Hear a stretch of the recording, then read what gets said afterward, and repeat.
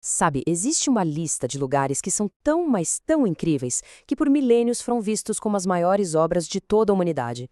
Mas o que eram exatamente as 7 maravilhas do mundo antigo? E por que quase todas elas simplesmente desapareceram? É o que a gente vai descobrir agora. Vamos começar com um pequeno desafio. Será que dá para nomear de cabeça as 7 maravilhas do mundo antigo? A maioria das pessoas lembra da pirâmide, talvez de mais uma ou duas, mas a lista completa é bem difícil. E o motivo para isso é bem simples, como a gente vai ver.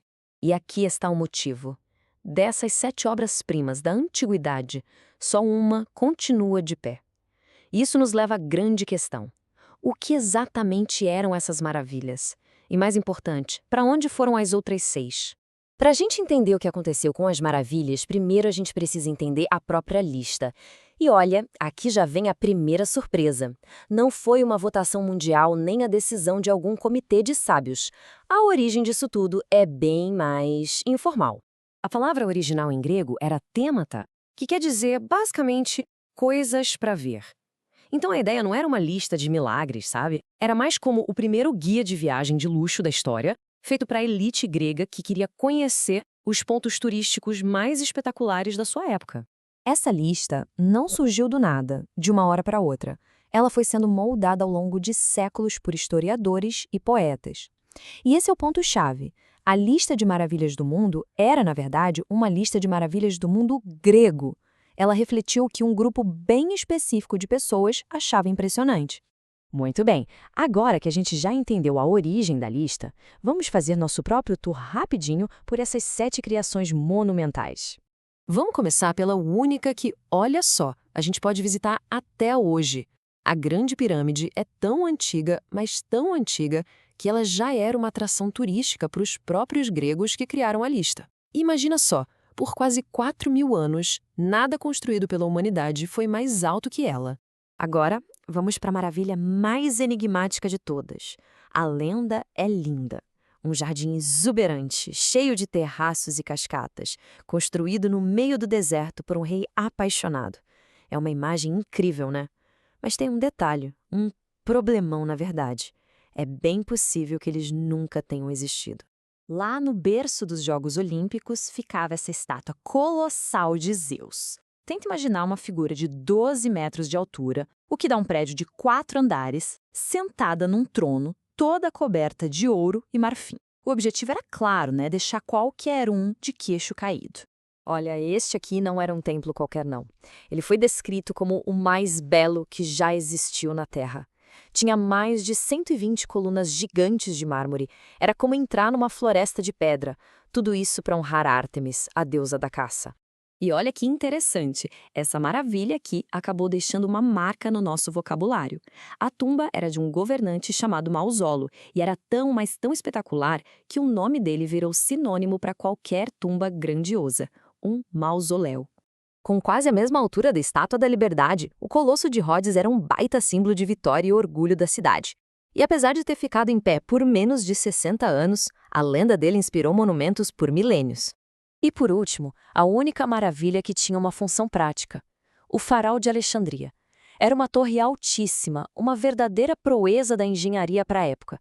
Dizem que a luz dele, refletida por um espelho gigante, podia ser vista a mais de 50 quilômetros de distância, guiando os navios para o porto mais agitado do mundo. Bom, a gente viu toda essa grandiosidade, né? Mas agora vem a parte, digamos, mais trágica da história. Como é que essas 6 obras-primas simplesmente sumiram do mapa? Esse gráfico aqui já entrega o jogo de forma bem direta, até brutal. Metade das maravilhas que se perderam foram vítimas do mesmo culpado: terremotos. A natureza, sem dúvida, foi a força mais destrutiva, mas a ação humana e o próprio mistério também têm seu papel nessa história. Aqui a gente vê os 2 destinos principais. De um lado, o templo de Ártemis, que foi destruído por gente. Primeiro por um incendiário que só queria ficar famoso, e depois, o templo reconstruído foi derrubado por uma multidão. Do outro lado, o Colosso. Bastou um único terremoto para derrubá-lo. E as ruínas gigantescas ficaram lá, no chão, por séculos. E os jardins suspensos? Bom, o mistério continua porque simplesmente não existe nenhuma prova física. Nenhum texto da Babilônia fala sobre eles, nenhum vestígio arqueológico foi encontrado. Todas as histórias que a gente conhece vêm de escritores que viveram séculos depois, o que leva muita gente a uma conclusão bem surpreendente. Talvez os jardins fossem só uma bela lenda. Mas olha só, a ideia de ter uma lista de maravilhas não morreu junto com o mundo antigo, não. Milênios depois, ela foi reinventada, de um jeito que os gregos jamais poderiam ter imaginado. Pois é, só que dessa vez, em vez de só um grupinho de estudiosos decidindo, a coisa foi aberta para o mundo todo. Uma campanha global permitiu que mais de 100 milhões de pessoas votassem pela internet e por telefone para escolher as novas 7 maravilhas. E a diferença entre as duas listas diz tudo sobre essa mudança de mentalidade. A lista antiga era local, escolhida por uma elite, e celebrava o poder daquela época. Já a nova lista é global, foi escolhida pelo povo e celebra a história que a gente quer preservar para o futuro.